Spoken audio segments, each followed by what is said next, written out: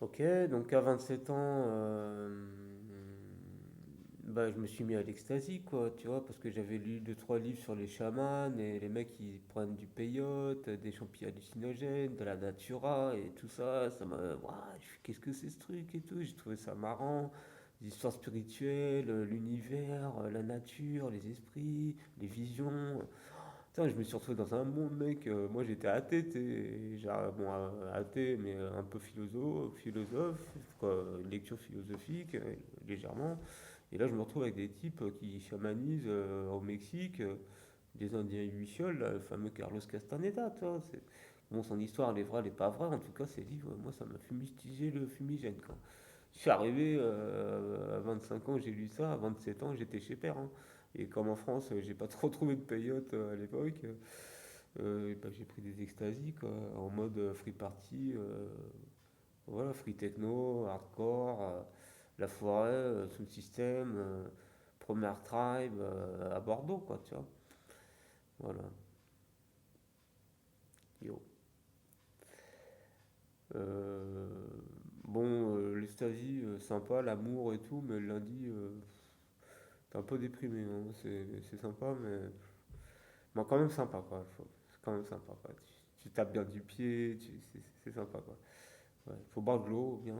Alors, je précise, je parle de drogue, je vais parler de drogue parce que mon expérience de vie, c'est de la défonce, de la fête. euh, euh, bon, et plein d'autres choses, mais principalement, le, le samedi, moi, je sortais tous les samedis de ma vie, quoi, depuis que j'ai 15 ans, quoi. Jusqu'à l'âge de 37 ans. Donc, jusqu'à il y a 10 ans, et là, depuis 10 ans, j'ai arrêté de faire la teuf, quoi. À un moment donné, il faut se calmer, sinon tu meurs, quoi. Ou tu finis mal, quoi. Je veux dire, ça dure pas longtemps, jusqu'à 70 ans, ces trucs-là, hein, faut pas déconner non plus. Donc, voilà, donc je vais parler de drogue. Je ne fais pas l'apologie de la drogue, je précise, je n'incite pas qui que ce soit à prendre de la drogue. Je pense que ce sont des produits très dangereux, le cannabis y compris, la cigarette, l'alcool, tout ça c'est de la merde. Mais il y a des gens qui en consomment et c'est leur vie et il faut faire avec, quoi.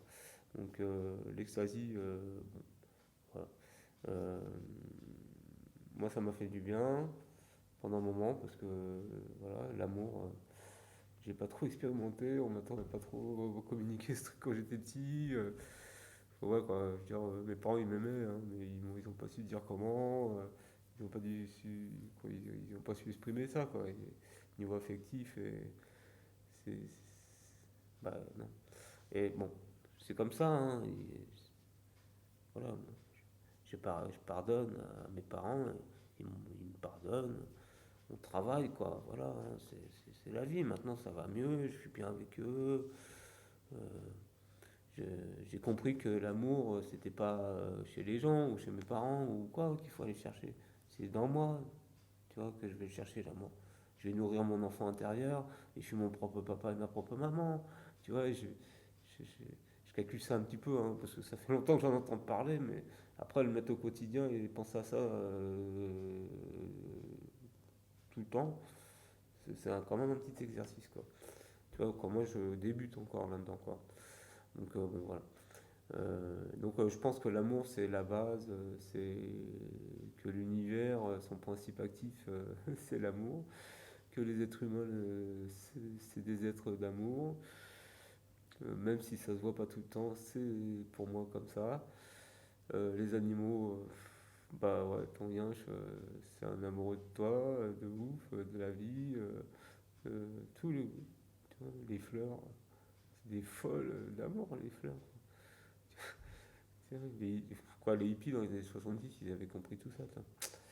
Voilà. Et donc en mode free techno, ecstasy, bon, au bout d'un moment, j'ai un peu arrêté ça. Puis je suis parti sur des plans un peu plus sérieux où j'ai voulu intérioriser des trucs et découvrir qui j'étais un peu plus profondément. Donc, dans mon expérience de lecture, qui était de la lecture sur les chamans, qui m'a amené à ces produits, hein, mais c'est comme ça, hein. J'ai pas découvert le peyote, ça pousse pas dans les champs en France, hein. Donc moi je suis passé par là et donc j'ai trouvé du LSD Donc je précise que je ne fais pas l'apologie de la drogue, je ne le conseille à personne, j'explique juste mon expérience. Voilà, moi je l'ai bien vécu, cette expérience, donc je vais te dire des trucs bien sur ces produits. Ça ne veut pas dire que je le conseille à des gens, j'explique juste mon expérience. Voilà, ça me regarde à moi et je l'exprime là maintenant. Voilà, je ne dis pas aux gens de prendre ces choses-là, surtout pas. Je déconseille même aux gens d'en prendre, hein, si on peut éviter, vraiment, il faut vraiment éviter de prendre ces trucs-là. Voilà. Moi j'étais en souffrance, vraiment j'allais pas bien à cette époque. Je veux dire, l'enfer, c'est un super endroit par rapport à là où j'étais moi, tu vois. Et voilà. Donc le LSD, ça m'a sorti de la merde totale. J'ai fait un travail personnel intérieur avec. Et en même temps, j'ai fait une grosse stuff de fou tous les week-ends pendant 7 ans avec ce prod. Tu vois. Vraiment, festivement, c'est ultime. Intérioriser, c'est ultime. J'en ai la preuve en 2022 puisque j'ai appris qu'aux États-Unis, ils formaient des thérapeutes aux psychédéliques. Donc, bon, à des doses infimes, hein, pas au niveau de tougher, mais en microdosage, micro-microdosage, hein, infime. Donc, ils commencent à. Voilà, ils veulent faire des thérapies avec ça, pour soigner des gens, des dépressions, etc. Quoi, tu vois. Donc, bon, c'est LSD, kétamine, MDMA et champignons hallucinogènes.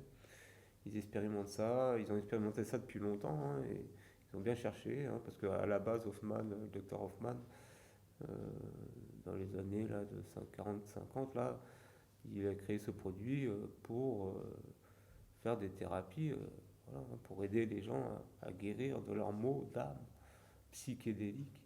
Tu vois, psyché, c'est la psyché, c'est l'âme. Donc ça te vire l'ego, tu intériorises qui tu es, tu prends conscience de tout. Après, tu fais ta vie, hein, avec ou sans, en tout cas, la prise de conscience, elle est là. Et donc, les docteurs, à notre époque, il y a certains pays, ils vont utiliser ce produit euh, dans ce cadre. Voilà.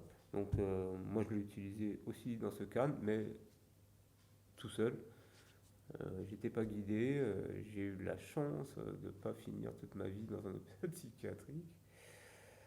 Et donc, pendant 7 ans, toutes les semaines, j'ai pris un ou deux trips de LSD. Voilà. Euh,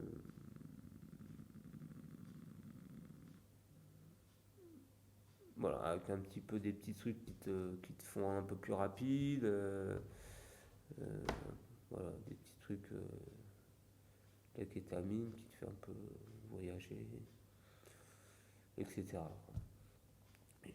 Si j'ai pas le droit de dire ça en vidéo, je pense que je serais censuré ou je sais pas, on va virer la vidéo.